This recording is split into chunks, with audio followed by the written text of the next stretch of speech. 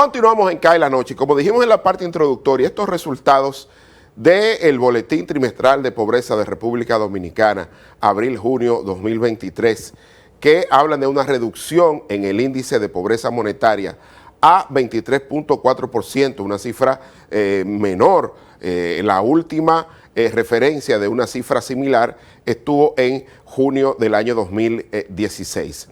Esto habla de que ha habido una estrategia importante de protección social, pero también hay que decir que el hecho de que se hayan acordado aumentos de salario en el Comité Nacional de Salarios y que comenzaron a tener efecto desde finales del año pasado y comienzos de este año, lógicamente que ha mejorado los ingresos nominales de los hogares en términos per cápita.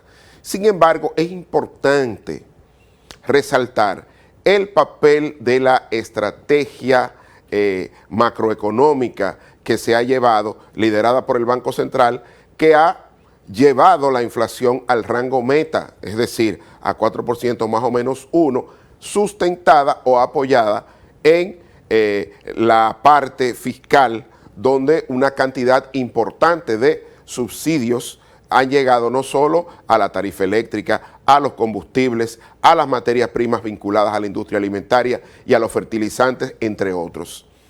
Eso ha hecho que de manera indirecta la estructura productiva dominicana estuviera subsidiada. Y digo que la estructura productiva estuviera subsidiada porque si usted está pagando una tarifa eléctrica menor de lo que cuesta y usted además está pagando precios de combustibles derivados de petróleo por debajo de lo que cuesta, lógicamente alguien lo está pagando. ¿Y quién lo está pagando? El Estado, vía subsidios con el presupuesto nacional. Para el próximo año, por ejemplo, habrían subsidios por 99.393 millones de pesos, de acuerdo al proyecto de presupuesto del año 2024. Eso significa que los subsidios van a continuar, fundamentalmente el subsidio al sector eléctrico, que se lleva cerca de 86 mil millones de pesos para el próximo año. Digo esto porque creo que falta un relato desde el Estado, desde el gobierno, diciendo el por qué se aplican estos recursos o por qué estos recursos drenan el presupuesto nacional, porque el objetivo es hacer que no afecte tanto a los sectores más vulnerables. Es decir, mantener la paz social y la convivencia pacífica cuesta recursos presupuestarios o cuestan ingentes recursos presupuestarios. Y eso hay que tenerlo en cuenta a la hora de hacer este análisis, porque algún ciudadano podría decirme, pero ¿cómo es posible que me hablen de que la pobreza monetaria ha bajado o se ha reducido cuando yo estoy viendo que los precios de algunos productos de primera necesidad aumentan, aunque no en la proporción de hace un año, pero están aumentando? Y cuando yo veo que el poder adquisitivo o el poder de compra mío se está reduciendo. Bueno, hay que decirle que el tema es que gracias a los subsidios que se están otorgando, tanto a los combustibles, a la tarifa eléctrica, a las materias primas que tienen que ver con la industria alimentaria, a los fertilizantes y demás, el impacto en el poder de compra de los sectores más vulnerables del país ha sido menor que el que ha sido en lo que ha sucedido con sus homólogos, por llamarlo de alguna manera, en otros países de la región. Y hay que decir que ha habido una modificación en la metodología de la medición de la pobreza monetaria en el país.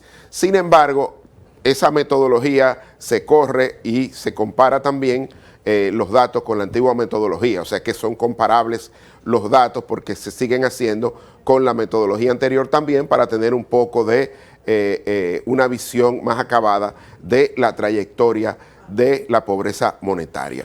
Tengo que repetir que esto es un enfoque. La pobreza monetaria es una forma de medir porque sirve de manera importante. Hay otras mediciones multidimensional para el tema de la pobreza, pero esta es, digamos, la que se ha seguido o la que se ha medido por mayor tiempo en nuestro país. Yo creo que es importante que comience el gobierno o las personas que trabajan en comunicación gubernamental hablar de estos temas, porque estos son los temas que afectan el bolsillo de las personas. Y cuando alguien pueda ver, mira, se está destinando una cantidad enorme de recursos al sector eléctrico o se están dando subsidios de tanto a los combustibles y demás, y como dije en la parte introductoria, es cierto que los subsidios abiertos benefician más a quien tiene más poder de compra, pero cuando usted subsidia el aparato productivo nacional prácticamente, obviamente que los más vulnerables también se ven menos afectados en su poder de compra de lo que se podrían ver en caso de que estos subsidios no se dieran. Por eso es importante ver esto en el contexto de mantener nuestra democracia con el nivel de lesionamiento vía protestas sociales menor, es decir, mantener la paz social y la convivencia pacífica. Pero digo que estos resultados no pueden mostrarse como solo un ejercicio econométrico o estadístico. Creo que tienen que mostrarse también con un relato de políticas públicas de el por qué, cuál es la importancia de que la pobreza monetaria se reduzca, por qué eso es necesario en un país de ingresos medios como la de República Dominicana. ¿Qué ha pasado con la trayectoria de la pobreza a nivel mundial? ¿Y por qué todos estos esquemas de protección social que buscan establecer un mínimo o un piso de bienestar para los sectores más vulnerables son importantes? Yo creo que este discurso hay que volver a repetirlo, porque este es, cuando usted paga impuestos y usted ve que la pobreza se reduce, usted puede decir, bueno, los recursos públicos están beneficiando a los más pobres, a los más vulnerables, a quienes más lo necesitan. Y el hecho de que la pobreza se reduzca no es solo un estadístico que debe servirnos para mostrarlo al resto del mundo. Yo creo que es parte de la solidaridad y del compromiso ciudadano que debemos de tener todos los dominicanos con los sectores más vulnerables. Es hora de comenzar un relato más amplio, más explicativo, más intuitivo a los sectores populares para que entiendan que detrás de este resultado hay un esfuerzo, hay recursos humanos, materiales y financieros que lo hacen posible. Esto no es prestidigitación, pero eso tendrán que decirlo las autoridades, pero de verdad que este tipo de información, en medio de tantas vicisitudes que está pasando el mundo, pues obviamente hay que sentirse bien de que nuestras autoridades están fallando en muchas cosas, pero en otras están acertando, están haciendo políticas públicas. Y eso quizás la gente no lo entiende por la inmediatez, por todo este tema de que queremos resultados de forma automática, en un solo clic con esta cuarta revolución industrial, pero los resultados en materia de políticas públicas toman tiempo. Y este resultado es una muestra de ello. Vamos a ver, señor director, algunas de las láminas de este boletín trimestral de pobreza en República Dominicana. Miren aquí la evolución de la pobreza o la tasa de pobreza monetaria general anual. En el año 2016, la pobreza monetaria general estaba en 34.8% y en la actualidad, el año pasado, terminó en 27.7%. Fíjense cómo hasta el año 2019 la trayectoria era descendente, pero hubo un evento que hizo aumentar la tasa de pobreza. ¿Cómo se llamó ese primer evento? La pandemia. La llegada del COVID-19 obviamente afectó sobre todo a los ingresos per cápita nominales de la familia cuyos responsables o cuyos padres pues trabajan o trabajaban en el sector informal. Después vino en el año 2021 un ligero aumento y después en el 2022 se redujo a 27.7%. Alguien me puede decir, pero ¿y cómo se redujo en el 2022 con el impacto inflacionario luego de la invasión rusa a Ucrania? Por lo que estuve diciendo, por el tema de los subsidios que el gobierno comenzó a dar a prácticamente todos los elementos que definen la estructura productiva nacional. Vamos a ver la próxima lámina, señor director, para seguir comentando este interesantísimo informe. Aquí estamos viendo la evolución de la tasa de política monetaria general trimestral. Ahora vamos con el trimestre enero-marzo, porque hay que comparar trimestre con trimestre, y estamos viendo que durante el primer trimestre se redujo a 24.2%, ¿no? La pobreza venía de una trayectoria, cuando uno compara el mismo trimestre del año 2021, pues era de 31.1 y ahora en el primer trimestre de este año se redujo a 24.2%. Cuando uno mira la serie completa, que va desde el primer trimestre del 2016, esta es una cifra inferior cuando se compara trimestre con trimestre. Vamos a seguir, señor director. Vamos a seguir. Miren aquí. Ahora vamos a ver este segundo trimestre del año, comparando la estadística con el segundo trimestre del año 2016 hasta el año 2023, este año. Y fíjense cómo desde el segundo trimestre del año 2020, en medio de la pandemia, la pobreza monetaria general en términos trimestrales ha venido reduciéndose hasta 23.4%.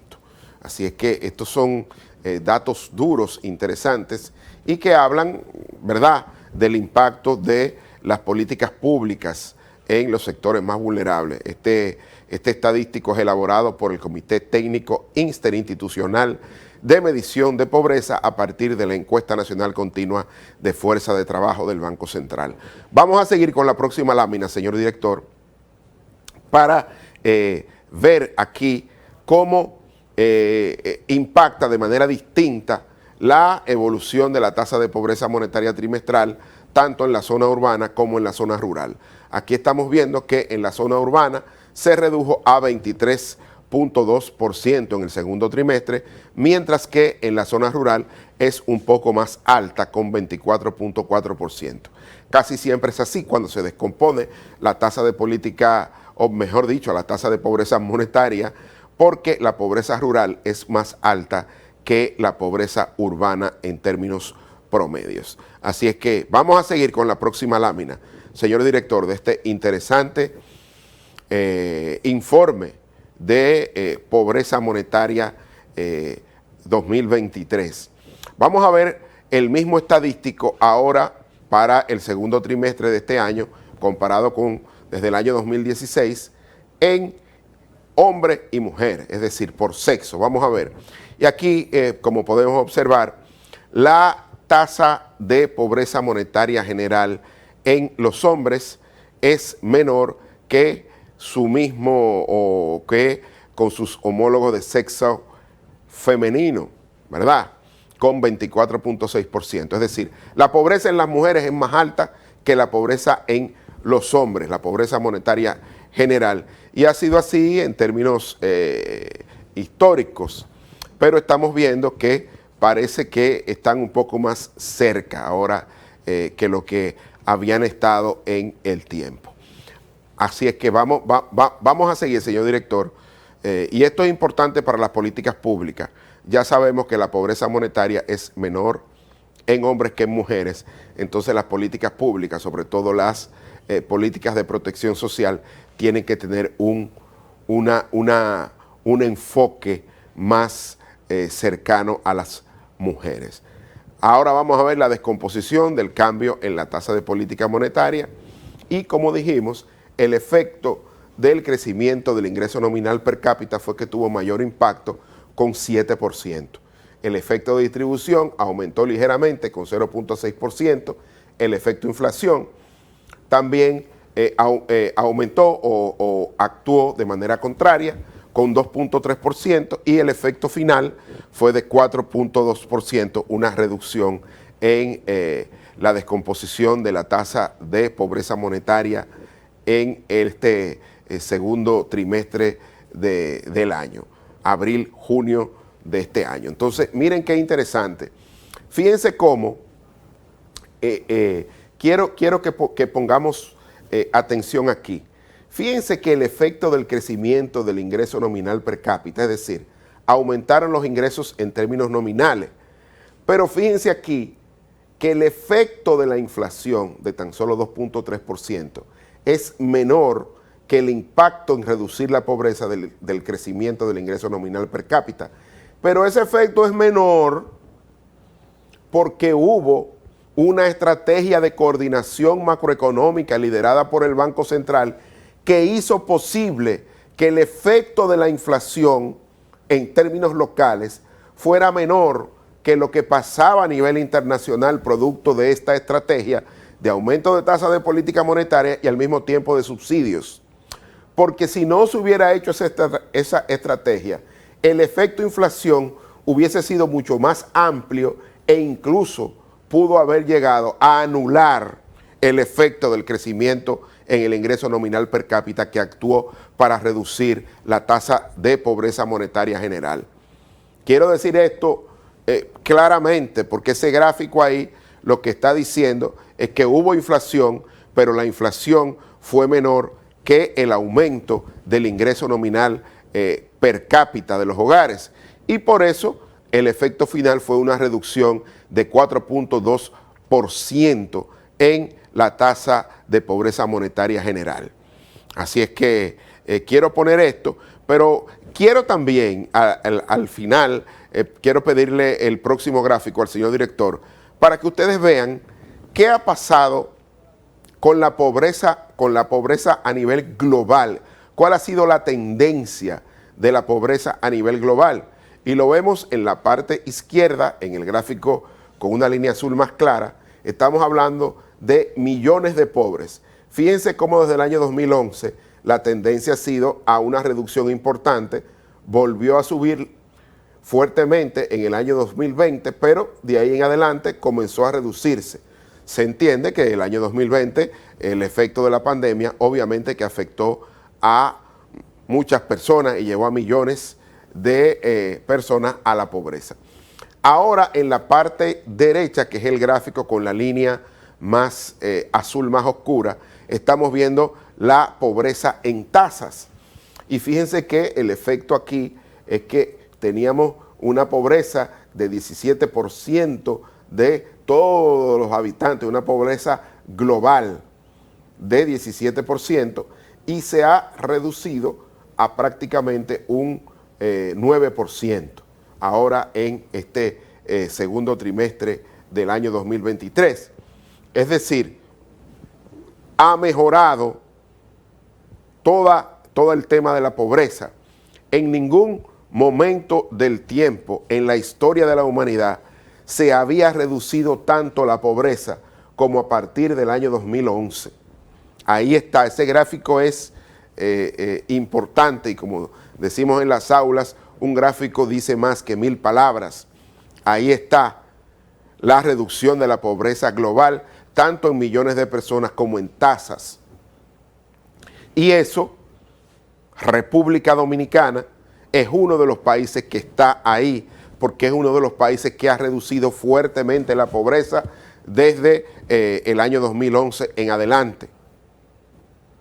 Entonces, esa tendencia global, República Dominicana es parte de eso y es uno de los países de la región que ha logrado reducir pobreza de forma importante.